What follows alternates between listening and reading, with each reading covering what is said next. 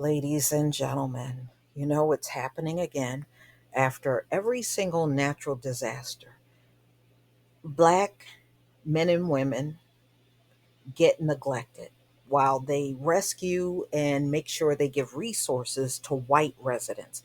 That happened even here during Hurricane Sandy.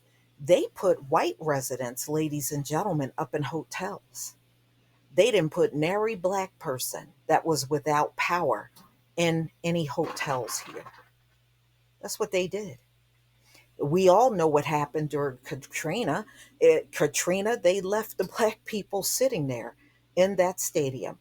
And if you remember, many of the residents said the ones that were able to make it up on the roof of their homes said they would go past, the helicopters would go past the black people and go pick up white people that were sitting on their roof.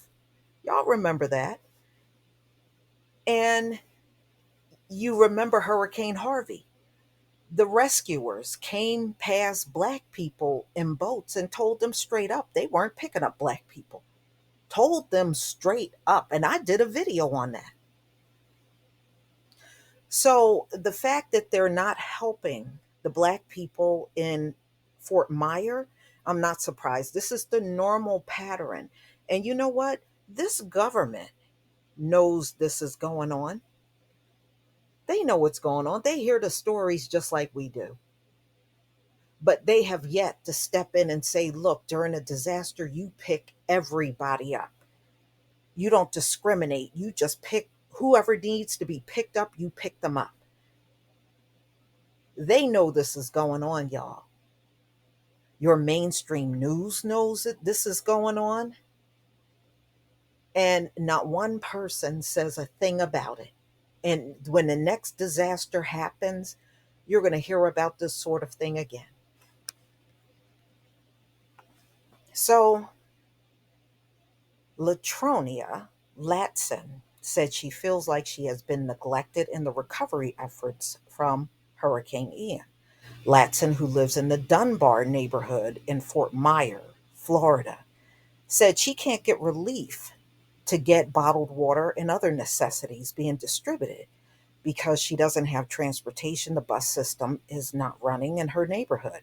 Her stove and microwave stopped working after the hurricane, despite power being restored. Latson said a more influent, predominantly white communities in Fort Myer are getting prioritized in the storm recovery. They need to make it convenient for those that don't have transportation, said Latson, who is disabled.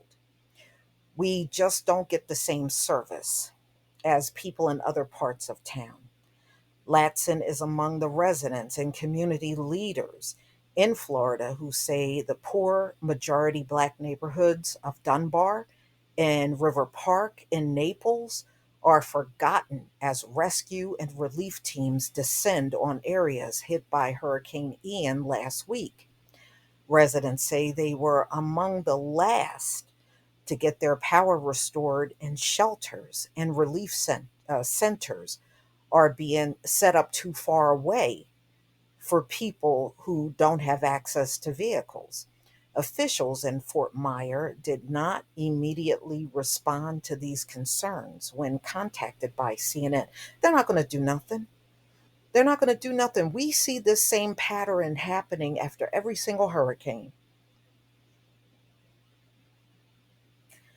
The city of Naples released a statement on Thursday outlining its efforts to assist the River Park community since the storm. The statement said officials opened a comfort center at River Park Community Center on September 29th that provides access to a phone charging, air conditioning, water, ice, and restrooms. Additionally, the city said staff members visited River Park to speak with residents, developed a plan for debris removal, transported residents to shelters, and partnered with groups to serve, deliver hot meals. provide water and clothing to the community. Okay, let's say you are doing that. Did you make sure everybody in the community know that?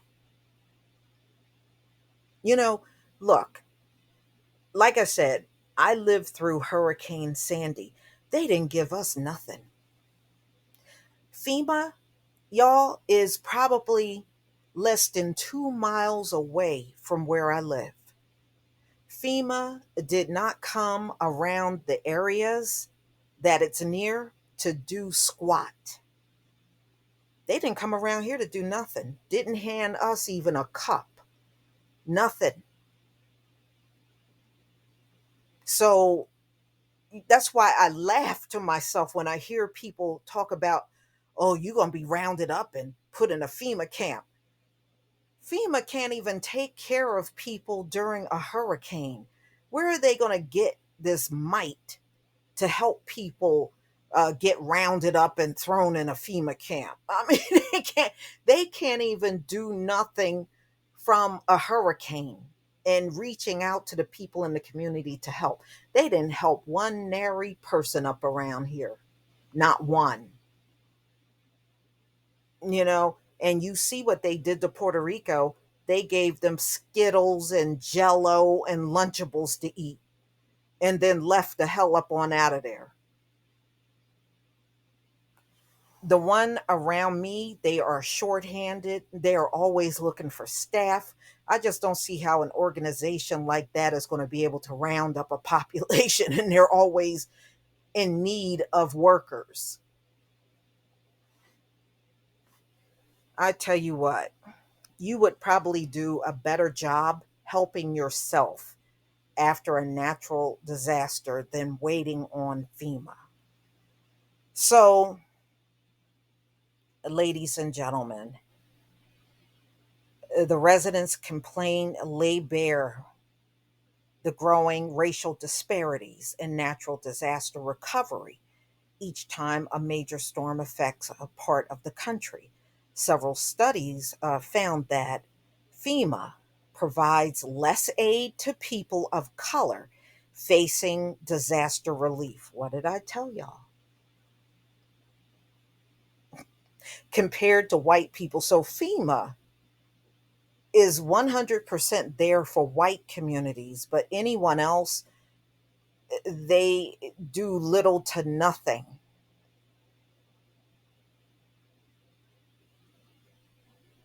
And the government knows this is happening. FEMA is part of the government.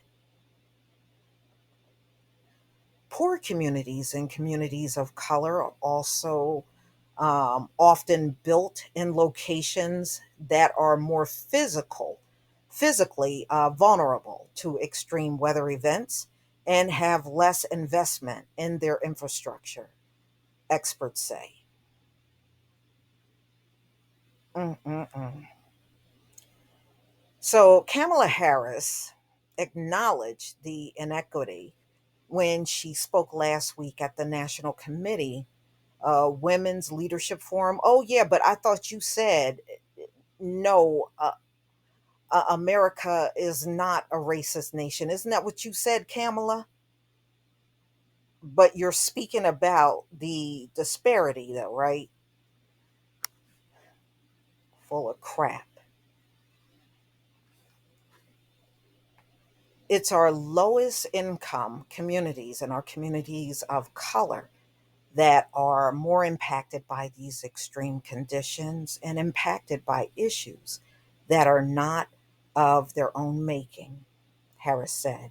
And so we have to address this in a way that is about giving resources based on equity. So, Deneen Criswell, FEMA administrator, agreed that there are barriers to receiving federal resources. And, of course, they're making the claim, oh, we know there are problems. We are working on it. Okay, whatever. Yeah. One of our focus areas since I've been in office is to make sure that we are removing those barriers. So these people that need our help the most are going to be able to access the help we offer. You know what? Y'all make these kind of statements every time you get called out for this very same thing. You make these empty statements, and then when the next hurricane hit and the same thing occurs, you'll be back at the mic saying the same tired ass statement.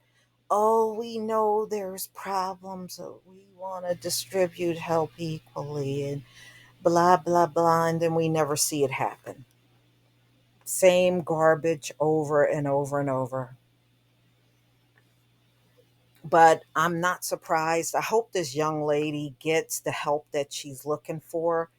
It is terrible to be in a situation like this and you see other people getting help, and because everybody around you have melanin in their skin, you don't see any of these folks in sight providing you with the same help and resources.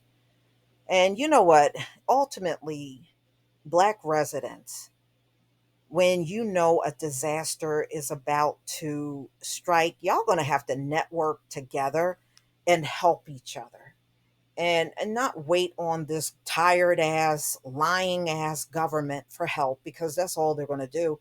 They're just going to give you some speech like Kamala and do absolutely nothing about what's going on after these disasters.